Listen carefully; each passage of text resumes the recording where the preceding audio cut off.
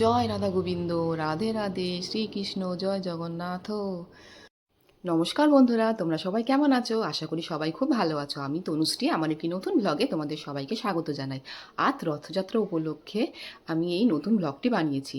এই দেখো, আমি আর আমার মেয়ে দৌড়ে ছুটতে পৌঁছে গেছিলাম রাধা গোবিন্দ মঠের এই রথটি টানতে। আমরা যখন গেছি তখন অলরেডি রথটা বেরিয়ে গেছে, জানো তো। মেয়েকে নিয়ে দৌড়াতে দৌড়াতে রাস্তার ওপারে গিয়ে আমি রথটা টানিয়েছি। কি আমাদের কপাল ভালো ছিল জানো তো, রথটা একটা গাড়ির জন্য আটকে ছিল। যাই হোক, এই দেখো চলে এসেছে বিশাল ভিড়। সব থেকে বড় রথ আমাদের পাড়া দিয়ে যায়, যেটা হলো যশোমাধবের রথ। যেখানে প্রথমে দেখলে না রাধা গোবিন্দ গেল, এটা হলো সেই মন্দিরের রথ। সেখান থেকেই রথটা বেরোয়।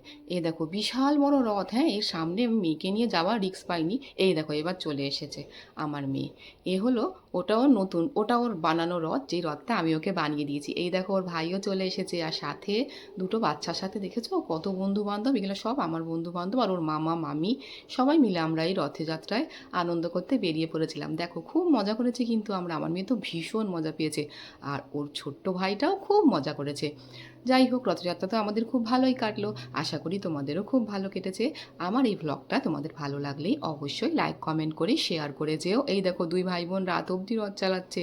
চলো, আজকের জন্য টাটা। আবার